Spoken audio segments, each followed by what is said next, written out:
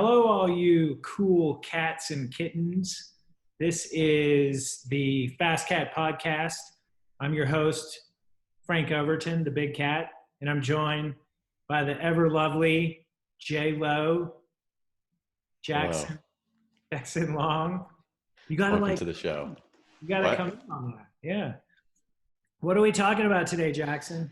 Well, one of my favorite topics is, and one of the probably the most popular, arguably, topics of the Fast Cat podcast over the years is winning in the kitchen. Another installment. We've talked about breakfast. We've talked about dinner. We've talked about recipes, grocery store hacks, you name it. And now we're talking snacks, which is important. I think it's actually a very important topic, of course, during this time of the pandemic. I mean, I'm sure a lot of people are struggling with just being inside all day and having those kind of hunger cravings and grazing all day. And so we're hoping to drop some wisdom and share with you some ideas for snacking and the winning in the kitchen philosophy around that. So I think it should be a good time. That's right, everyone. We are talking about snacks, winning in the kitchen snacks. Oh, you know what we have also done as part of our Winning in the Kitchen podcast series is the during, what to eat during. Right. Remember the Goose Chews Stroops, Joe's Box bars every 30 minutes? Exactly. Yeah, we've done a ton. Yeah. Weight loss starts in the kitchen, as they say. 80% of weight loss originates in the kitchen. And what you eat in the kitchen happens when you shop at the grocery store. Do you remember that line? Yeah. What you bring home from the grocery store goes in your mouth. So yeah, winning in the grocery store, I think, was the title of that episode. Yeah. Right. That was when we were at the Boulders Farmers Market. Yep. And you got your moonlight lettuce. The biodynamic rocket lettuce. Yeah. Yeah. I have shout out to Triple G Rosenthal, who references that all the time. And apparently he's planting rocket lettuce in his backyard. He likes it so much. So, well, everyone, welcome. This is a Facebook Live thing, and we're Zooming. So welcome. If you have any questions about winning in the kitchen, snacking especially, leave them in the comments, and we can pick those questions up as we go along. Should we just jump into what else should we lead off with, Jackson? Yeah, I mean, I think we should just get into it. I mean, we have some announcements as well, as always, but there's plenty to talk about. And like Frank said, if you have questions, drop them into the Facebook Live chat, I guess it's called. And comments. And maybe we'll try and hold a little bit of time at the end for questions. Super. I forgot to mention my Corona beard. Yeah, your Corona beard is looking strong. Thanks. I was thinking about it. I don't, I mean, A, I can't really grow a beard. B, I don't really like the feeling of facial hair. It just doesn't, it's just like, especially as it starts getting warmer, it's just, maybe I just have to get to that point of no return and then I get used to it. But I've tried to grow a sweet little goatee before, but I bet you would look like Johnny Depp, like from Pirates of the Caribbean. Yeah. I mean, I wouldn't be opposed, but I got a little gray coming in down here. This is sheer laziness, folks. This is not style. This is just unadulterated laziness. I have sweatpants on underneath. Me too. I have sweatpants on as well. Sweet. It's the Zoom quarantine life. That's the right. ISO life, as people call it. Apparently, someone like from the Today Show had like a suit, tie, and then was wearing shorts, and he had the camera angle wrong, and so he was exposed or whatever. Oh my god! All right. Well, let's get. How about some reviews, man? You want to do the first one? Sure. Okay. So the review of the week comes from Chris Owens in Paducah, Kentucky. Paducah. Yes. That shows how well I know the South.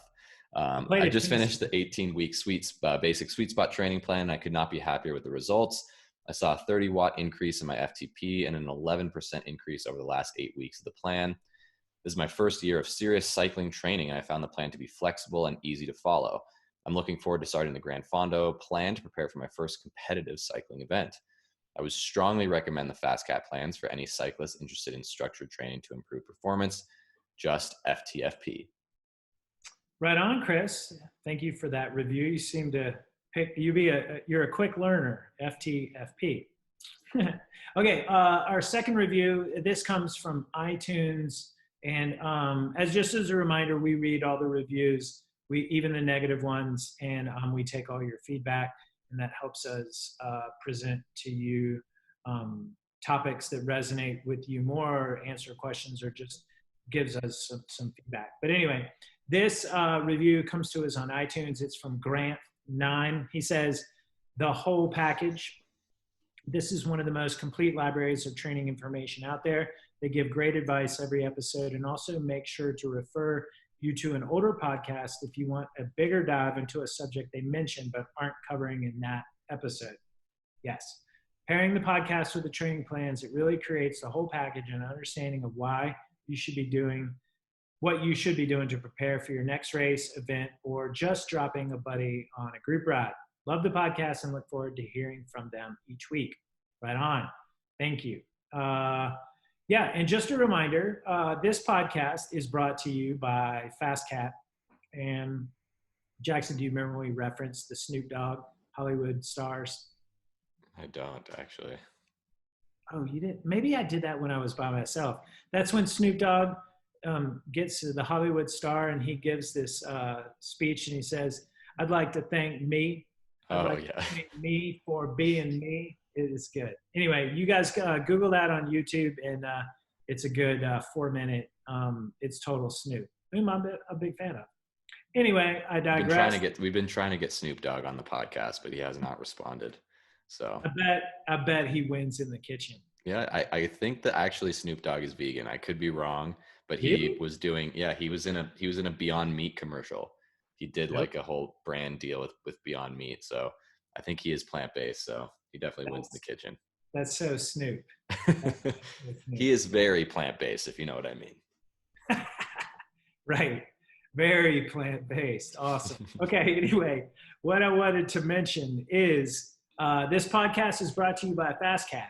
And with a discount code 25podcast, you can save 25% off any sweet spot, interval, cyclocross, off-season, any plan we sell that we reference on this podcast. There's a 100% money-back guarantee, free training peaks, premium 60-day Yoga Glow membership, access to our athlete support coach forum, and you get discounts to our brand partners, Excel Sports, Panaracer, Gravel King Tires, which we reference all the time on this podcast, the Normatec Space Legs, and our Pearl Izumi FastCat cycling kits that are brand new.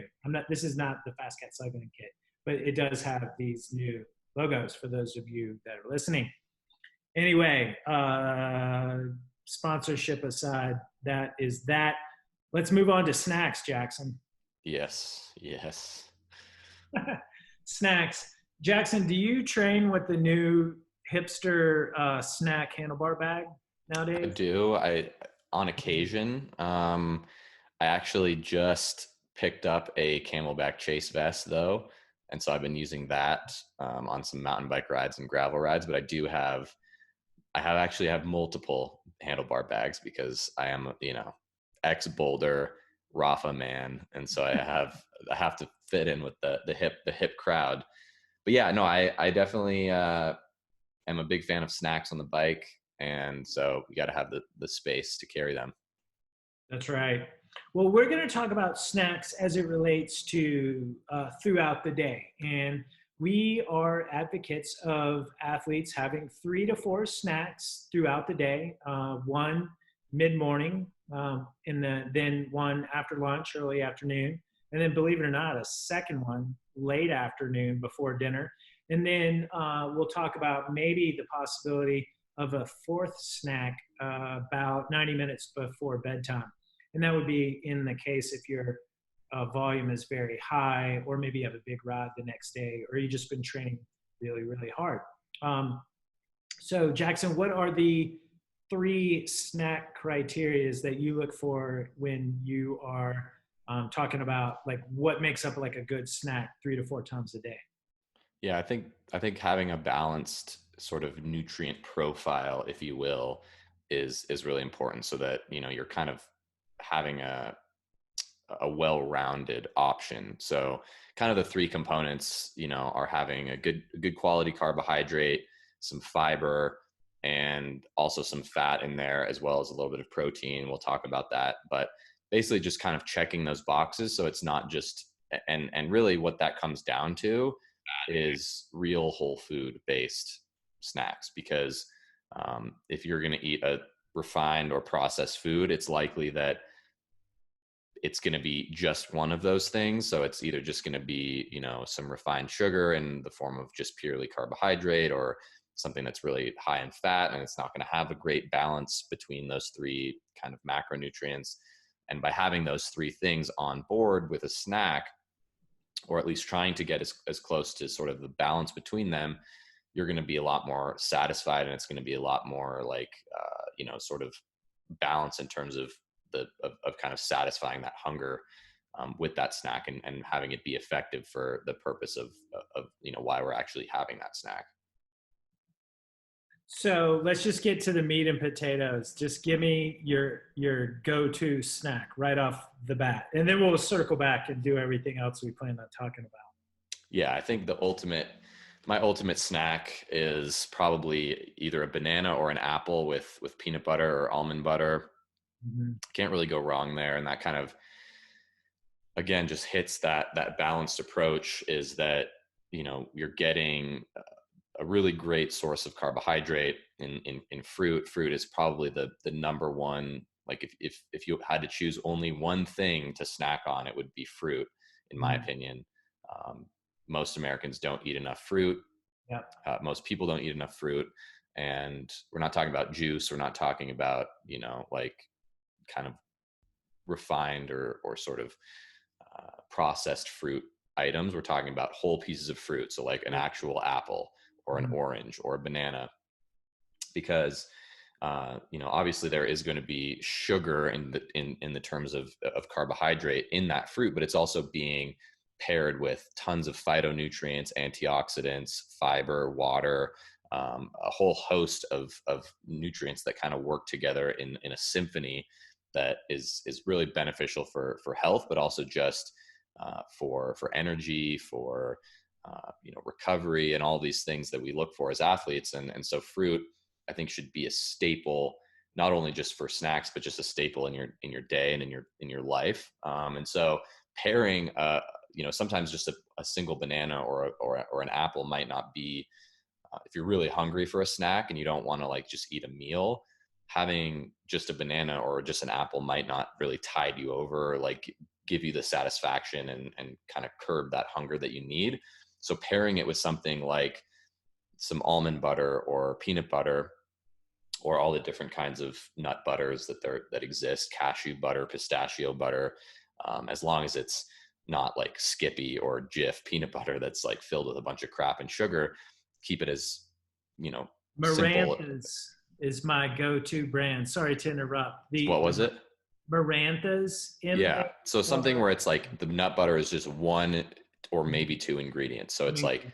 just roasted peanuts or almonds, raw or not, Yeah. or maybe there's a little bit of salt in there. I prefer unsalted peanut butter and almond butter, just because I think it's a little bit more whole food, and it's tough to say sometimes that those get loaded up with salt. But pairing a banana or an apple with some almond butter is really tasty, of course, but it's also much more satisfying, because you're kind of blunting even further that carbohydrate release into the bloodstream with a little bit of protein and fat from those nuts and seeds.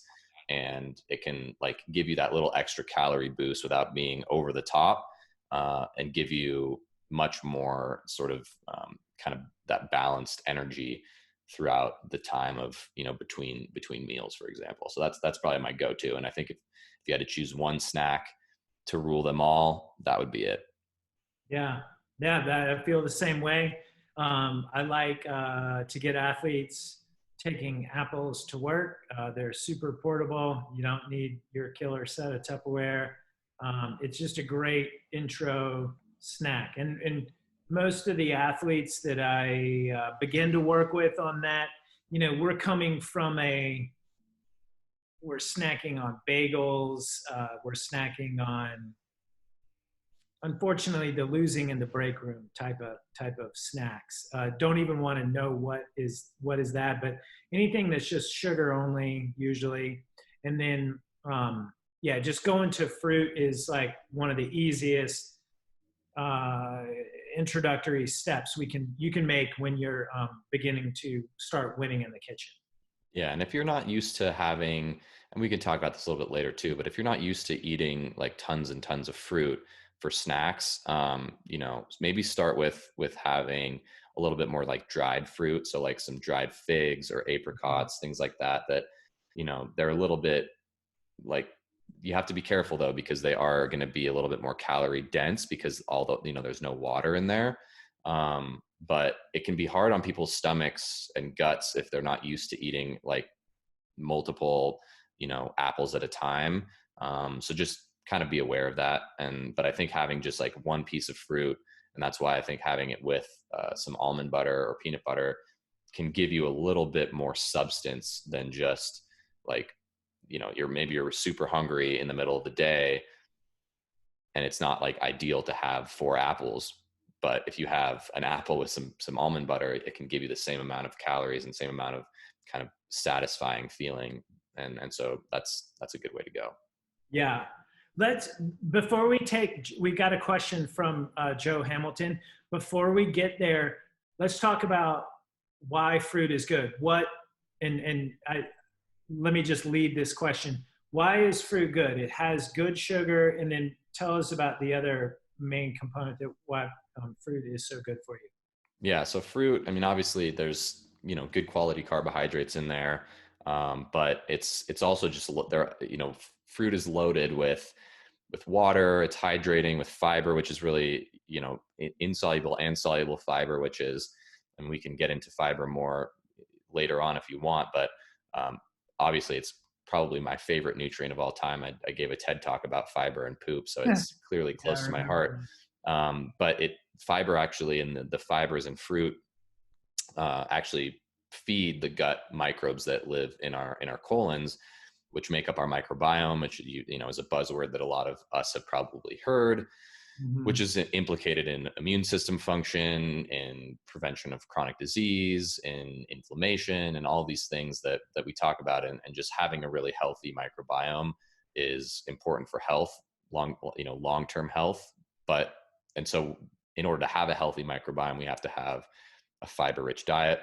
Mhm. But also there's plenty of other nutrients, antioxidants, phytonutrients, Mhm. polyphenols, all these things that we hear about. And in fact, one of the biggest studies ever done on human health and diet, actually funded by the Bill and Melinda Gates Foundation, it's called the Global Burden of Disease Study.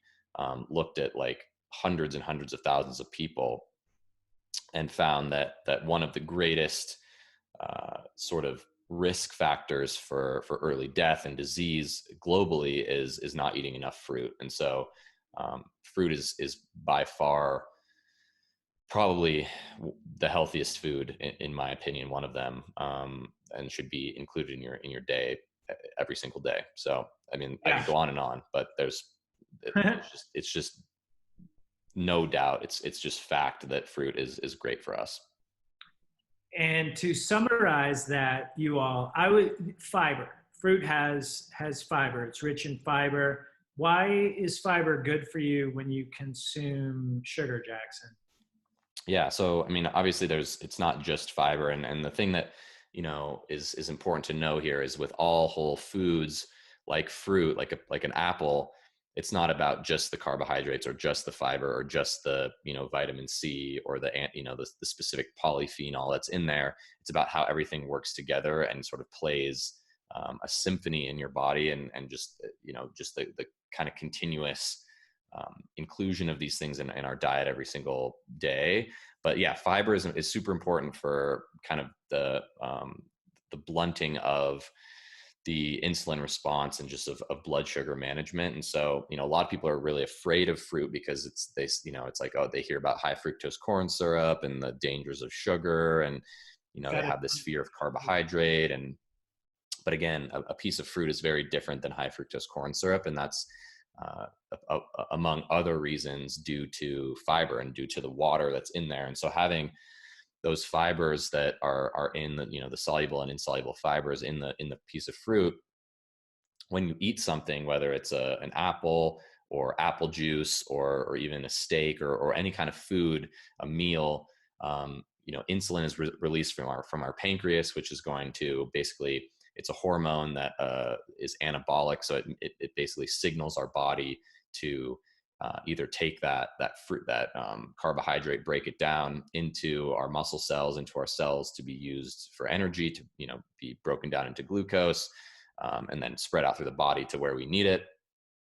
And insulin is also kind of demonized because it also, like I said, it's an anabolic hormone, which means like storage. So it can store, fat more, into fat cells. And so there's a lot of, kind of biochemistry and physiology there. But what happens if you eat, say, a candy bar, or even something like apple juice, super refined apple juice, you have a bigger insulin response because the amount of sugar that you're just taking on, or the amount of carbohydrates, glucose, fructose, is just like massive into the bloodstream. It's just like a ton. But when you have fiber, it's a more slow release, and it's blunted by the fiber that's in there. And so because the body has to work harder, and it takes more effort to break down that piece of fruit, for example, and kind of unbind the glucose from the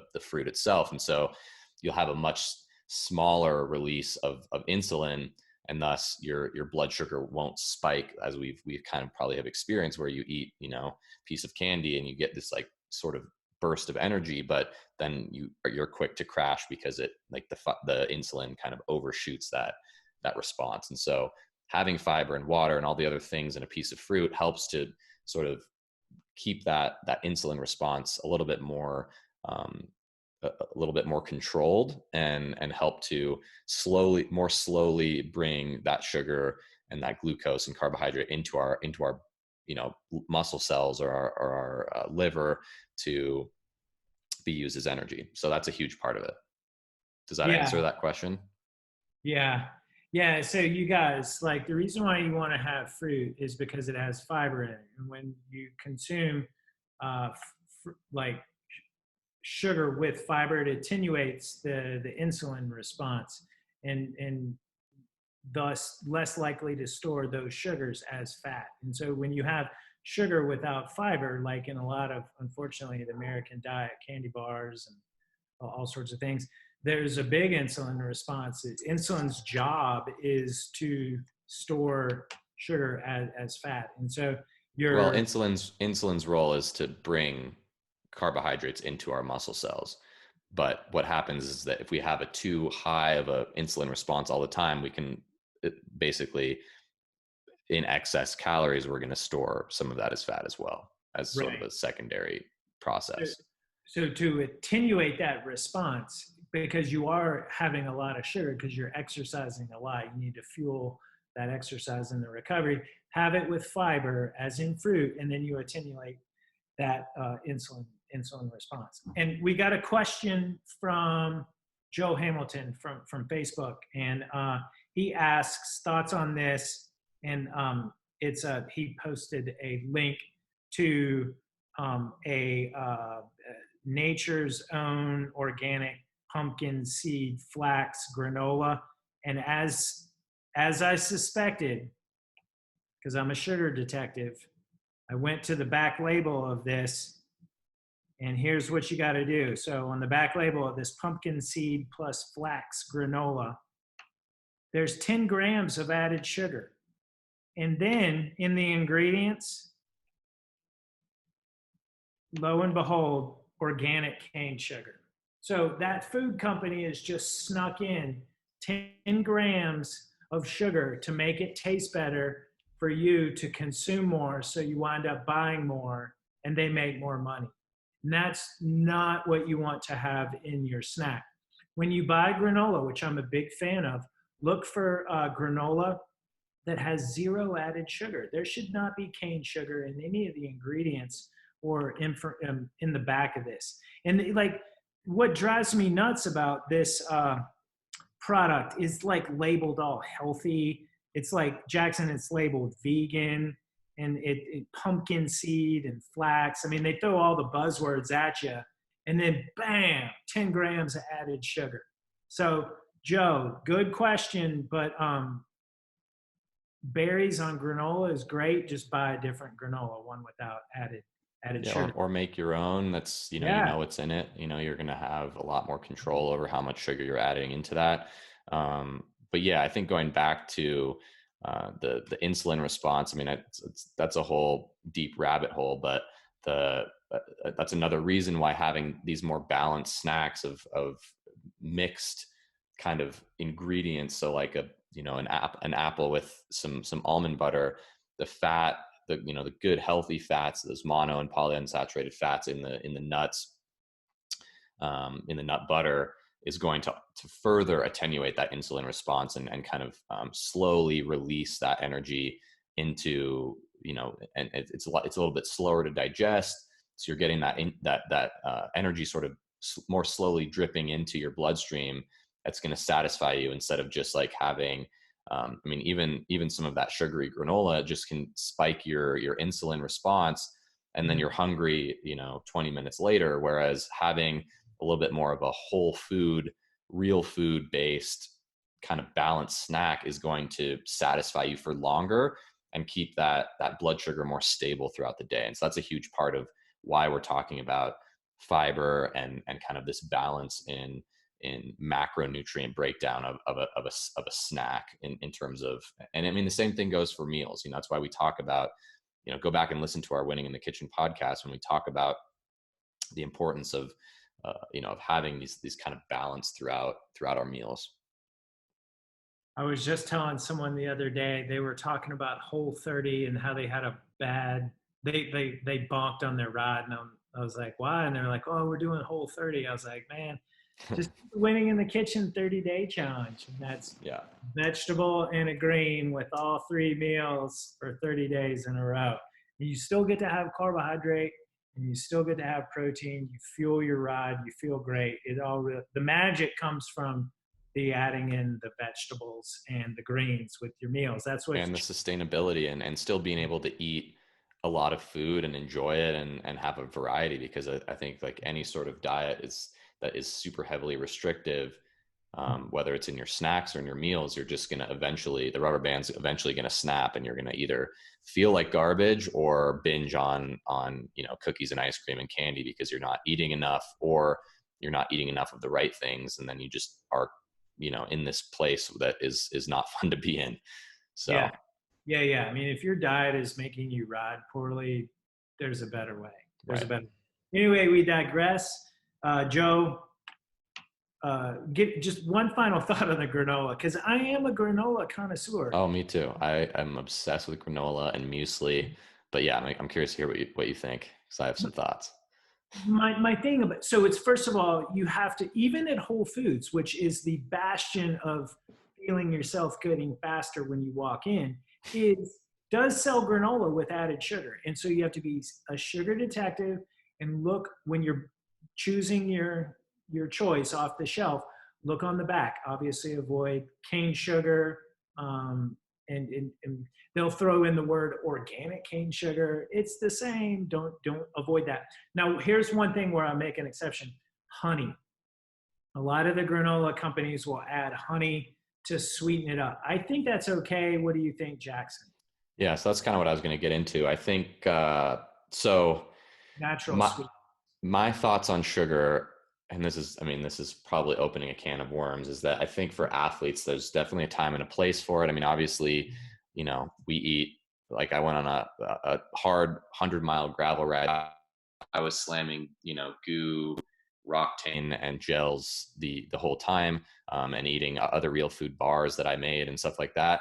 And I also had a breakfast that had, in a general sense, compared to the normal population, um, a crap ton of sugar, because I had some muesli, and I drizzled maple syrup on top of it, but I needed that energy to fuel that ride. And so I think if you like granola, which I do, or muesli, or even some cereals, don't rely on it as a snack during the day. We're talking about sort of outside of the parameters of like around training. This is just like, a normal work day. You're at the office. Granola is not going to really serve any purpose in that sort of setting. But what I would say is that focus on making your own granola, or like Frank says, choosing granolas that are naturally really low in refined sugars. And if you want a little bit of sweetness, add some honey or some maple syrup. But just, you would be amazed at how a little can go a long ways. And also just, the whole grain oats and the fruit that's in there, maybe some nuts and seeds that you add. The reality is that those are going to help, blunt and attenuate that insulin response, like we were just talking about. So it's not the end of the world if you have a little bit of sugar, whether it's honey or some maple syrup or something on there. It's just that it becomes this like slippery slope where you just start to require more sweetness. And so I would say try to back it down a little bit, and keep it at a low level, Yeah. especially as we're talking about, this sort of normal everyday snacking versus before and after rides. I think having, some sugar in the form of maple syrup, or fruit, or things like that, in carbohydrates before and after training are essential for athletes. But we're talking more about just everyday kind of normal snacking habits here. Yeah. My final 2 cents, and then we should move on with granola, is no added sugar, back it out, a little bit of honey. And then if you want it sweeter, add some raspberries or blueberries, and that'll go a long way. It shouldn't be really a sugary snack. And we have 2 more questions, Jackson. One, Do we want to hold the questions until the end, or do we want to just try and, like you're doing, answer them these as we're going these along? these two were really quick. This is, and let's just answer these and then move on. Okay. We can answer these real quick. Is whey protein important for junior cyclists? And my answer, and then I'll let you go deeper, Jackson, is I would just say protein is important for all athletes, regardless of your age. Just because you're a junior cyclist and growing, I guess one could hypothesize you need more protein. But the fact is, all athletes are breaking down muscle and repairing that muscle as part of the recovery process for exercise. So um, you're not alone. You're an athlete, and protein is an important part. We're not talking about protein in this podcast, so we're going to move on. We're talking about snacks. But that does beg the question, Jackson.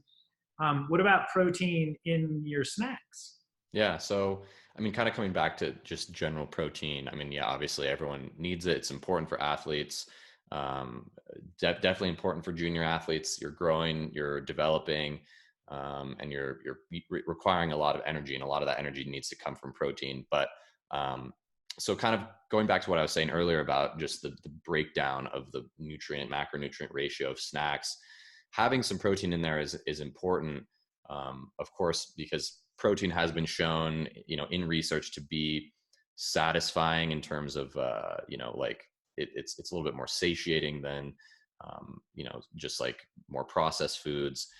But the key with protein, and something that a lot of people misunderstand, is that it's not about just like slamming a protein shake after your ride and then you're kind of done. It's about like sort of having steady protein intake throughout the day. So it doesn't have to all come in the form of a huge piece of steak for dinner and then like, okay, cool, I'm done with my protein needs for the day, I'm going to move on with my life. It's like you're everything that you eat, and especially this is going to occur when you're eating mostly whole foods, real foods, unprocessed foods, everything that was once a living thing, whether it's an animal or a plant, has protein. That's just, it's a building block of life in all cells. And so when we are eating meals and snacks that are composed of real whole foods that are unprocessed, we're getting protein in all those foods. And so I think that's just a good philosophical sort of zoomed out point, that a lot of snacks, whether it's, hummus and carrots, or nut butter and fruit, or a big salad, or like dried fruits and nuts and things like that, all of that stuff is going to have protein. And so if you're kind of consuming that throughout the day, you're likely not going to be risking protein deficiency or lacking in protein. It's just, it's helpful to have that like sprinkled in throughout the day, and it's going to keep you more satisfied, and meet your needs as an athlete. Awesome. Yeah. And I think a lot of people think, in cycling, there it's pretty commonly known 4-to-1 carbohydrate to protein recovery, snack, meal, shake. And this goes to our friend Ryan Cross's question from Facebook right now. He asks, what do you guys think about recovery drinks? Do you really need that much sugar to replace glycogen stores after rides? And Ryan, my super simple answer is not really a fan of recovery shakes at all, because they don't provide satiety. And what happens is you have a recovery shake, and you take in all these calories, but then you're still hungry because it's in a liquid form. And then you're going to go eat a bigger snack or meal. And then you've just like overeaten and ingested more than what you intended to. My whole thing, I'm big into recovery snacks and meals, not necessarily the shakes, unless you're in a race and you're not, nearby your kitchen. So recovery snack or meal is anything from, we just talked about granola. That's a good recovery snack. I mean, a banana, bam, that goes in your mouth right after, within that 30-minute carbohydrate window. A Chipotle burrito is a wonderful recovery meal. It's got 4-to-1 carbohydrate to protein ratio. Rice bowls is, remember Jackson, the rice bowl at the Rafa Clubhouse. That was like the best recovery meal. That was the best meal ever. But it had your carbohydrate, it had your protein, it had your fiber, and had a little bit of fat in there with the avocado. So as athletes getting into their recovery and stuff, I really like for them to shy away from powders and scoops and muscle magazine, that sort of thing. Yeah, I mean, there's definitely a time and a place for it, and I certainly recommend it for a lot of athletes that for convenience sake, maybe you're at a race and you're at some, you're like out in the middle of nowhere, and all you have is some sort of recovery shake. I think, like you said, it depends on your goal and what you're doing and how hard you're training, how often you're training, what you're training for, what period of the season you're in. I mean, there's a lot of factors, but I always resort to saying that those things aren't necessary. You don't need recovery shakes and protein powders and all that stuff to meet your goals as an athlete. And you're better off just getting it from more real food if you have the option. I think a lot of people get really stressed out about the like magic glycogen window. And there's some interesting research that was highlighted in Christia Schwanden's book, Good to Go, actually, that it's less of a window and it's more of a barn door. And so, and I really like that quote. And it's like, if you can get some good food in you, it doesn't have to be right at 30 minutes. If it means that you have a banana or a little like some sort of bar right after your workout to tide you over until that better quality meal, that's going to have a nice mix of good quality carbohydrates and protein, you're going to just be a lot better. And if you like the feeling, I mean, I'm a huge fan of smoothies, because especially when it's super hot out and I just did like a huge hard ride, sometimes I don't feel like having like a hot, savory rice bowl. Sometimes I want a nice, cold, refreshing smoothie. But there's still the fiber in there. You can still get it to be like insanely nutrient dense with Right. greens and fruits and berries and some, nuts and seeds, and, even add a little bit of protein powder if you feel like you want it. Um, and I sometimes will top that with granola. I've talked about my smoothie bowls a lot, and It's smooth. that's my go-to. Yeah. Granola on top of a smoothie it's a phenomenal recovery snack. Yeah, but again, And I think we're kind of getting a little bit off yeah. topic here because recovery is a snack sort of technically, but we're talking about more just your everyday go-to snacks here. That's right. That's right. So maybe a future podcast is recovery snacks, recovery meals, Yeah. winning in the kitchen, recovery meals. Ryan, I just want to say one final thing. Thanks for your question. Ryan says, rice bowl, best quarantine purchase I've made is a new rice maker. And Yeah. Can't go wrong with that thing. I always coach athletes when they're going to a race. No one thinks about, everyone thinks about everything before the race. And then after the race, it's like a bomb went off. Like everyone's shelled and they're eating Doritos. So you got to plan for that hour after your race. And I grew up bike racing doing crits. And afterwards you go back to your car and you high five your buddies, but I would be that guy with the igloo cooler, with my recovery snack in there. Recovery snacks back then were still burritos, turkey sandwiches, granola. At PB and one point, J. PB&J.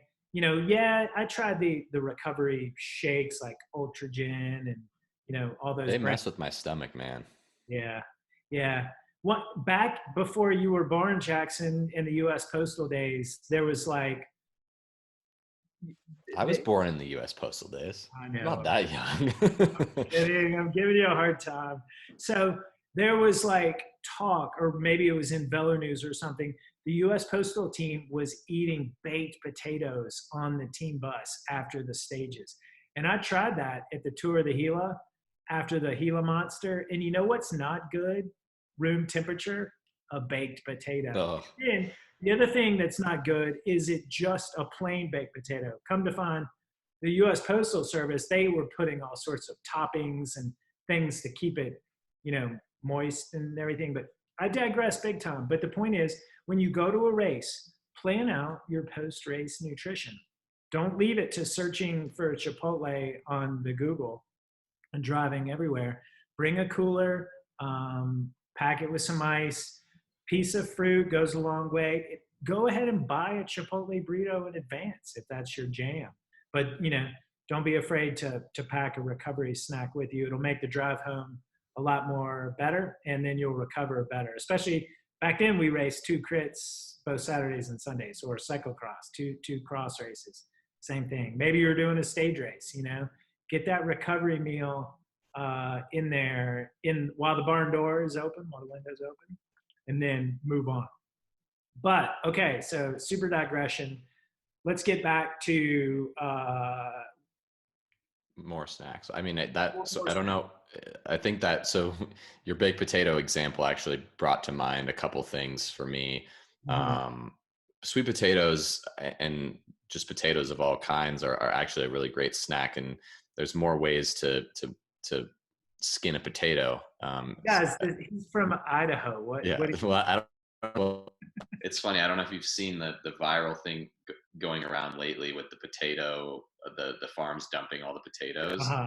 the potato mountain Instagram thing, or like well, anyway, I mean, this is a whole digression, but I'll just do it really quick. That's like, I rode my bike past the potato mountain the other day. It's like, it's really close to where I am.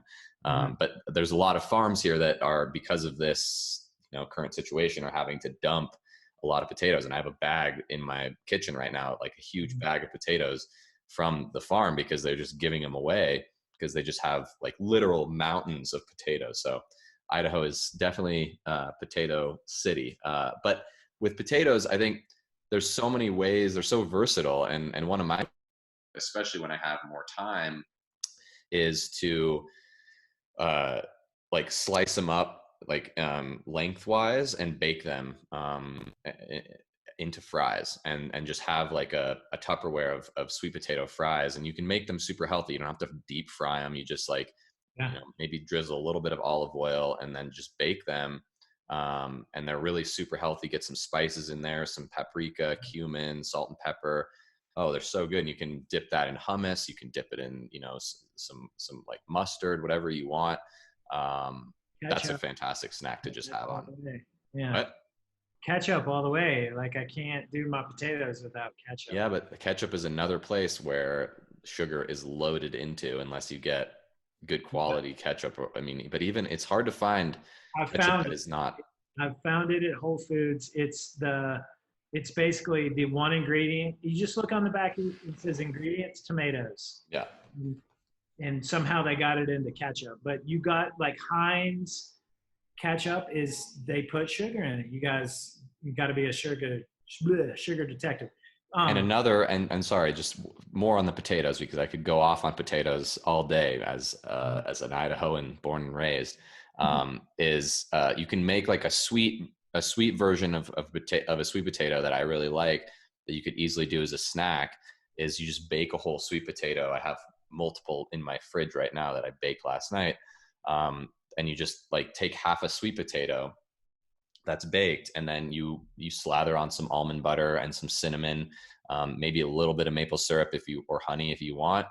Fantastic snack, really balanced, really delicious, satisfying. That's gonna tide you over. I mean, that could be a whole meal in and of itself if you wanted it to. So millions of ways: roasted potatoes, mashed potatoes.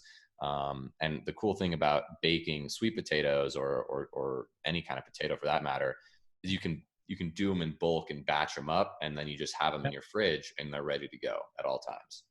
you just reminded me of Forrest Gump when he's like barbecue shrimp, Popcorn shrimp, popcorn. cocktail shrimp, shrimp on Okay, we got Barbie. another question from David Bettridge. He says, "On the bike snacks, most prepared ones seem to have too much sugar." Good question, David. The insulin response is actually nil during exercise, so that's a different goal there. Of course, they have a lot of sugar. And then I will share with you this. Dr. Phil Guglia, the nutritionist that I worked with in the past, the inventor of Split Nutrition. Split Nutrition is peanut butter and jelly supplement packs, and that's got your sugar and that's got your fat, and that attenuates the insulin response.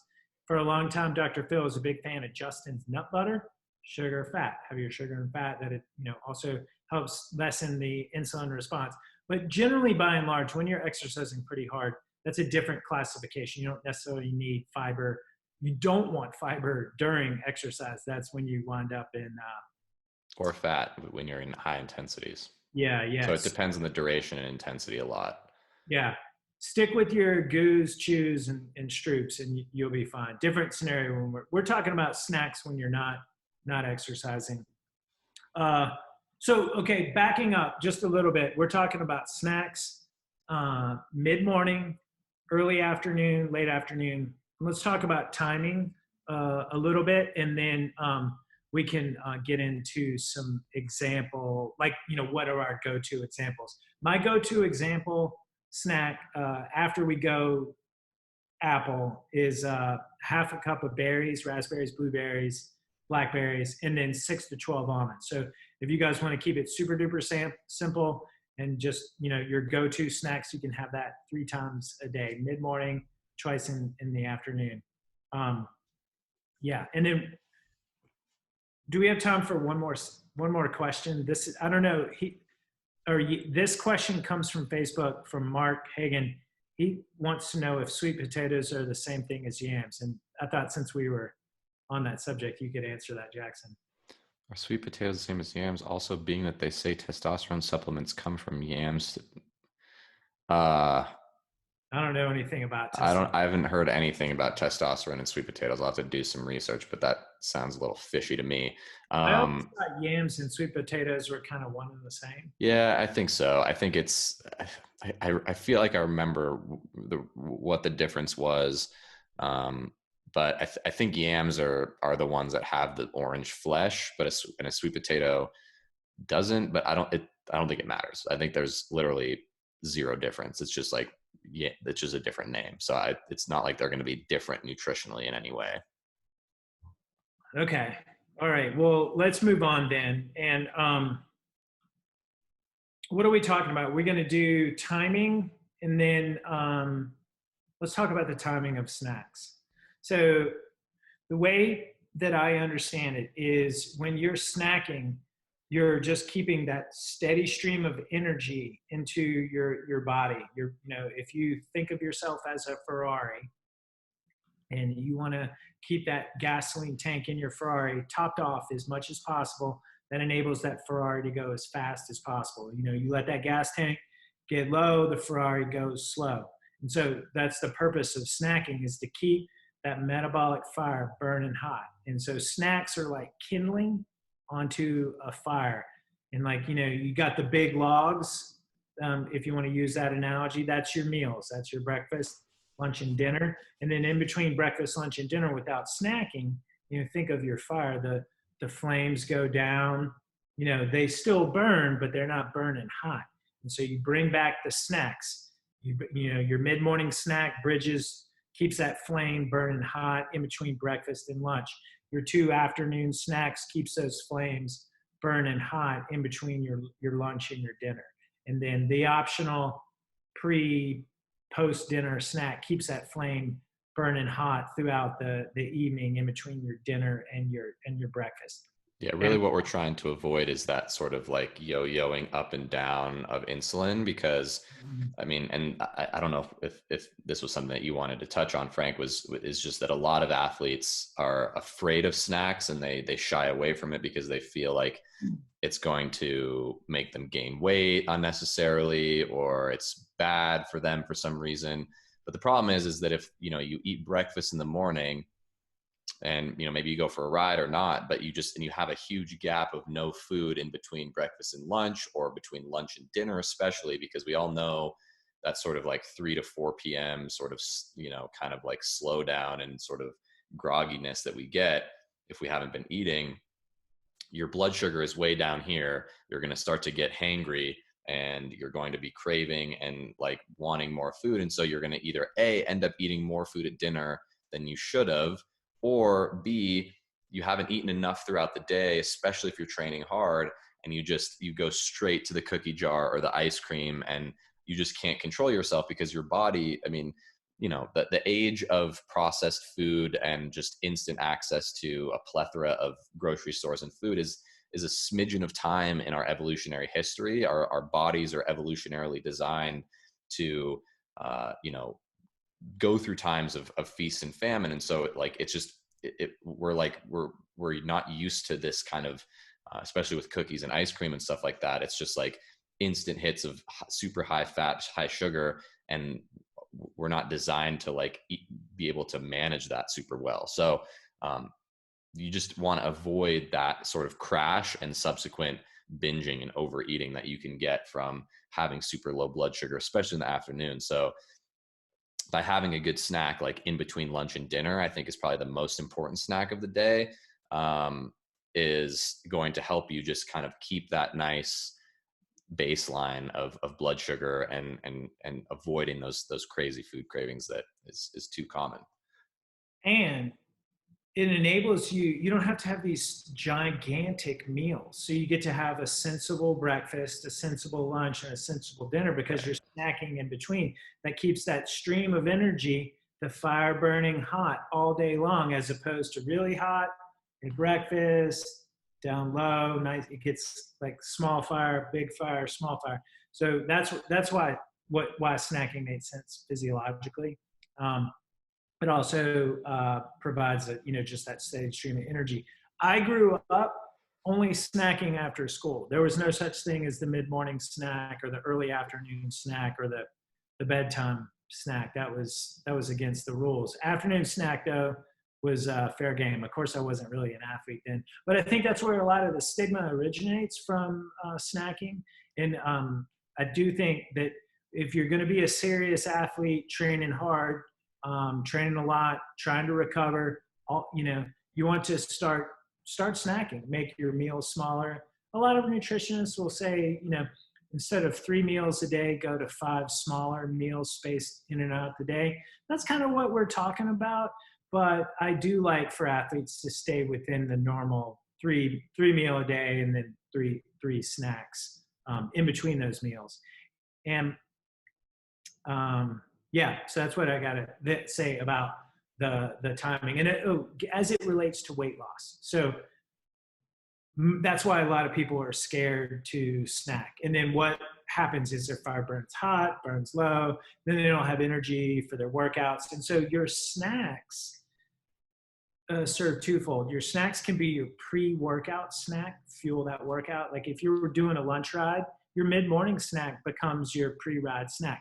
If you're riding after work, your afternoon snack becomes your pre-ride snack. If you ride in the morning before work, have a banana. Like your mid-morning snack just got shuffled over to your early morning snack. And then your snacks, like your late afternoon snack, can be your recovery snack. So there's a lot of flexibility in the way that you do the timing of your snacks.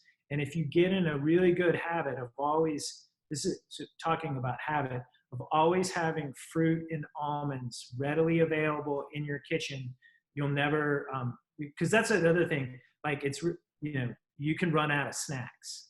Yeah. So you gotta prepare and have that around. I mean, even in your car or at your office, at your desk, just having, it's just going to be so much easier to like maintain these habits and these good practices if the environment is set up in a positive way. If your environment is set up where in your pantry you have chips and cookies and a ton of processed junk food, you're going to eat it. It's just it's the way it is. I mean, I'm obsessed with nutrition. I've studied it. I'm a nerd. I care about it. And if there's chips in my house, I will I have very little self-control when it comes to that. That's why you gotta win at the grocery store. Exactly. You can't bring that stuff home. You can't, you just can't. Kryptonite. Yeah. And so, I think if weight loss is your goal, I mean, this is just a kind of another tangent here, but if weight loss is your goal, something that, is really important, I think, is with snacks, especially that sort of, in between lunch and dinner snack, is that it helps you avoid snacking and eating late into the night or too far past dinner. A huge important thing is that overnight fast of having a bigger window after your last meal of the day and your first meal of the next day. And if you're not eating enough throughout the day, you're gonna be hungry at night, and if that's a habit that you have, that's going to undermine your weight loss goals. And so fueling for the work required, I think, is really important, because the same thing is if you're trying to lose weight and also still perform and train well, and you don't eat your banana before your ride, or you don't fuel during your hard long rides, you're going to end up eating just going tearing through the pantry when you get home from your ride, and that's not really fueling in the correct way. And so it's a balance, and it depends on your goals, whether it's weight loss or performance or both, and kind of wading through that sort of maze is really important. And that just really comes down to habits and to eating the right foods.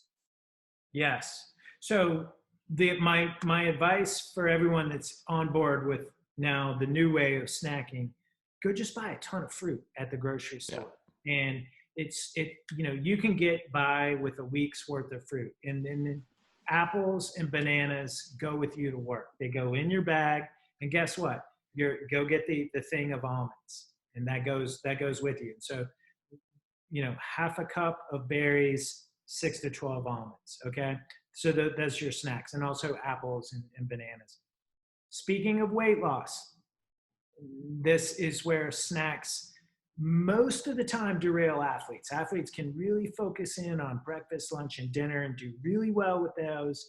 But then when they get derailed on the snacks because their meals are smaller, their food cravings are higher, and that's when the bagels come out, or the chips, like Jackson said. Nothing wrong with chips, but unless you have a big giant whole bag of it. But here's what I want to say about weight loss and snacks. Raw vegetables, carrots, broccoli, celery. And then you can add Remember how we talked about spices and sauces to make your foods good? This is where almond butter and butters go on your carrots, broccoli, And and celery. hummus. I'm a Hummus, big hummus fan. I yeah, mean, not everyone likes to eat raw broccoli. yeah, I don't really like raw broccoli that much, but like it's going to be a lot more palatable and a lot more sustainable and enjoyable to have, carrots and broccoli and, with bell peppers and, really good quality snacks if you're pairing them with some hummus. And same thing, the reality is that vegetables, are they're great, but it's not necessarily that satisfying. And so pairing it with some hummus, which is going to have a little bit of fat in there, a little bit of protein. I mean, hummus is basically chickpeas and olive oil and tahini, which is, ground. It's basically nut butter made of sesame seeds. Great way to help, satisfy that hunger and slow down that blood sugar response. And so I'm a big fan of carrots, and hummus is another fantastic snack. yeah. Remember when your mom made you ants on a log with celery? I don't think my mom ever made me ants on a log. Maybe she did, but Ants on a log for you guys are like WTF. A celery with almond butter in the little trough, and then yeah, it's great. raisins. Ants on a log. And it's a wonderful snack, good for weight loss. Raw broccoli and hummus. Have that as your late afternoon snack. It takes up a ton of room in your stomach when you Right. a lot of High fiber. fiber. That high fiber snack, carrots, broccoli. It it prevents the hangry feeling come dinner, and then you don't overeat at dinner. It prevents that. And another like whole other cool rabbit hole that we could talk about, but I won't go into too much depth. But they've actually done research on this with fiber intake, is that it by over time when you start to eat more fruits and vegetables and you change your microbiome to because you're feeding them, you're basically feeding your gut the fiber from broccoli and fruit and all this stuff, it changes your whole food craving and palate. And so you start to crave those foods rather than the chips and the candy and the, The cookies and sugar stuff and cravings go the away. sugar cravings. And it totally changes your whole taste and palate. And so that does take time. And so you have to give it some time and be patient, but it's just another part of it. And that's another potential reason why a lot of people who eat a lot of fruits and vegetables and high fiber diets is that their microbiome. I mean, they've researched it. It's they've done a lot of studies on it about how the changes in the microbiome affect our food cravings and our palate and things like that. And so that can play a huge role in weight loss and just healthy living in general. 100%. 100%. When I started eating more berries and raw vegetables as snacks, I stopped craving bagels and Yeah. pizza, that carbohydrate, and French fries, because that's what I came from. And then one other point I want to make, and this reminded me when you were talking about chips, and chips are my kryptonite. And if like my kids, they eat chips, and for a long time, you know, there's kid food, and then there's like what we're talking about. And sadly, sometimes the kid food winds up in my mouth. But take a sticky, all right, and then write WWAD on it and just stick it on the handle of your cupboard, and hear us in your head when you think about reaching for a chip, and ask yourself, what would Ala Philippe do? Yeah, I think in that podcast or something, we were talking about how fun it would be to like print out a little picture of like Alaphilippe winning, Milan San Remo or whatever, and just like place it on your fridge or in your pantry, like on the inside door of your pantry. So every time you open it up, you're like, whoa, what are you doing there, Julian? Oh, okay. I was about to reach for the chip. Sorry. And then you just close it. That'd be great. I might Yeah, have to make a I'm video of sorry. that. I apologize to Phil in advance, but we can't reference you because you're all about the cookie. And so, Like cookies exists on a spectrum, and there's a place and a time, as Phil would okay, probably say. You can yeah. make a healthy cookie out of like oats and banana and good You put quality fiber in a butter. cookie. What? You put fiber in a Oh, cookie. absolutely. Heck Oh, yeah. Yeah, well, I make cookies out of oats and whole wheat flour and peanut butter and banana, and you can add some dried fruits and nuts in there. I mean, obviously it's more of like oatmeal and probably Phil would probably be not excited about this because I know how he feels about oatmeal raisin cookies, but no, we it's would basically thumbs down on that. yeah, it's not it's more of like oatmeal disguised as a cookie, but you can still make it tasty and delicious, and still get that same, because again, it's like you're still kind of craving, even if you put some chocolate chips in there, you're still sort of craving that cookie feeling. It's more of a feeling instead of the actual food itself. It's like, Mhm. you have that emotional response to eating a cookie, for a dessert. But if you start to just like, maybe instead of every time you want cookies, you have every other time you have a cookie like this. And so then it kind of like helps you still get that same feeling and experience, but without eating, a Chips Ahoy chocolate chip cookie, for example. Yeah, just don't bring that home from the grocery Right. store, you guys. Just win in the grocery store is so important. I mean, it's funny to hear you say that, Jackson, because it does apply to just about everyone. And I remember 20 years ago reading Frankie Andreo's blog, and he was blogging about how he was getting mad at his wife for bringing chocolate home from the grocery store, and he would initially not eat it, but then he'd get a craving, and then his wife would hide it, and he would go and find it. And Right. anyway, I digress. But yeah, just try to win at the grocery store, and that involves buying lots of fruits and, of course, vegetables, and then just get yourself like that, the bulk bag of almonds. Buy the almond butter or whatever butter that's healthy, one ingredient, no sugar added, and to use with your snacks like that. What else about snacks, Jackson? I think we kind of covered it. I mean, we've been going for over an hour. I feel like, Okay. um, there's not much else to say. I mean, I think everyone's individual. Everyone has their own individual taste preferences. You have to experiment. But yeah, I think the biggest takeaway is, like we talked about in probably every single one of our Winning in the Kitchen podcasts, is that you have to establish these habits. You have to, give it some time and be kind to yourself, and not just like expect to be going from eating cookies and chips and bagels straight into eating raw broccoli with no hummus. Like you gotta take it a step at a time. And especially in today's situation, there's a lot of, I mean, food is, and weight loss and all this is so much more than about just purely nutrition. So you have to take into account the stress that we're all feeling, the anxiety that's happening. And it's not the end of the world if you have, some less than healthy snacks. It's a spectrum, and it's a process, and it's not about being perfect. One of my favorite quotes is, don't let perfect be the enemy of good. And so don't beat yourself up if you don't just have it dialed. I mean, I certainly don't. I mean, like I said, I eat chips and, cookies, and I have a sweet tooth, and but again, it's 80-20 rule, 80% of the time, what are you doing? And just think about it in that way.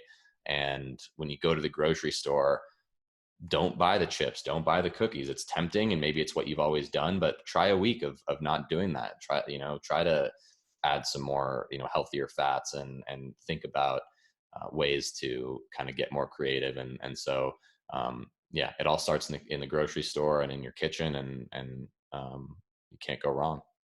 Best time to go to the grocery store is when you're not hungry, because when you go to the grocery store hungry, the chips go in the cart and then they wind up in your mouth. And to your point, Jackson, I agree with all that. And everyone, when Jackson says give it time, I would say 30 days minimum. That's where the Winning in the Kitchen 30-day challenge comes from. But honestly, this is year round. Maybe you take a couple weeks off postseason break, or you go on vacation, or something like that. But really, what we're talking about is a lifestyle and changes you just make to the way you live, and how that is going to improve, hopefully, your cycling and your nutrition goals. I was just telling someone the other day, it's not the word diet, or you know all those things. People do that for just a limited amount of time, and that's why it has limited effectiveness. And so we're just talking about changing what you eat, winning in the kitchen, and particularly in this podcast, the snacks, which we do encourage. And I just, from my coaching experience, when I work with athletes, I just noticed that snacks tends to be what derails athletes, because they're so focused on breakfast, lunch, and dinner, and they can get that right. And then the final lever, that sixth gear, seems to be getting the snacks right. So the reason why I know about the sticky is that's just personal experience. And yeah, so that's all I got to say about that. Yeah, it's great. Before we go, in our show notes, we are going to have all the previous podcasts that we have done on winning in the kitchen. This is the OG one from the Boulders Farmers Market, where we take the trip to Whole Foods. There's the weight loss for cyclists. There's the what to eat for breakfast. There's the winning in the kitchen challenge. There's the go fast and go slow food types. And then there's a couple more. We might as well just go ahead and throw in the what to eat during exercise. That's the Gels Box bars every 30 minutes. Yeah, there's a ton of great resources that we've done, and if you haven't listened to those, highly recommend it, because again, you could get the snacks as right as possible, but if the meals that you're eating are not that great, then it's what's the point? It has to be a lifestyle. It has to be it doesn't have to be obsessive, of course, but it just has to be a little bit more calculated. The awareness and the kind of education is a huge part of it. And so make it sustainable. Don't feel like you're restricting or hating it. It has to be sustainable. And so I think our approach is helpful in that regard. And that's why you'll never ever hear us say you got to eat this one specific thing. We talk macros, carbohydrate, fiber, fat. If you take home 3 things, one thing altogether, just remember, make sure when you snack, try to have a snack that has carbohydrate, fiber, and fat in it. A little bit of protein is good too. Yep. Super. Sweet, guys. Well, thanks for listening. Yeah, thanks everyone to tuning in to the Facebook. Shout out to Kevin Scott, who tuned in, who I know has been working on his winning in the kitchen a lot lately, and David Bettridge, just one of my old college friends, Davies. Thanks for tuning in. Jackson, I haven't told you this, but next week I think we're going to podcast about performance testing. So the yin and the yang. We're going to go snacks, and we're going to go all the way back to performance testing. I love it. Excited. Yeah, and I'll give you a little cliff notes. Guess what performance testing really comes down to? Consistency and repeatability. The answer I was looking for was performance itself. Oh, okay. Yeah, well, that makes sense. We'll talk a little bit about that. Final wrap-up thoughts, Jackson? Just take it a day at a time. We're in a weird situation in the world, and so obviously, as it stands, we still have a lot. It's like we have a lot of time on our hands. Why not put that energy and maybe the stress, and we're all trying to find something that we can control in these uncontrollable, uncertain times. And I'm a big fan of nutrition as one of those controllable factors as an athlete. And so, spending some time, maybe create your own snack recipe, whether it's a little like cookie or a bar, or some sort of, even making your own hummus. Do it and dial it in. Granola, muesli, just and do it a bunch of times, so it's just become second nature. Always have the ingredients there, so that there's literally zero excuses for not having it. And then you feel like you are accomplishing something. You're taking some ownership in it, and having a say in your own health and performance and all of that stuff. So it's a good time to be doing these things and thinking about it. Absolutely. And I wanted to let you all know that I think about the Winning in the Kitchen recipe cookbook at least once a week. It's still on my to-do list. My to-do list got pushed way down the to-do list in the last 6 weeks. Yeah. It's still there. I still think about it. We just podcast about it in the meantime. Eventually, it'll come. We're going to compile it all. And if there's any book publishers out there, in advance, make it easy on us. Yeah. All right. Well, thanks for listening, we'll everyone. Talk soon. Bye. Keep TFPing.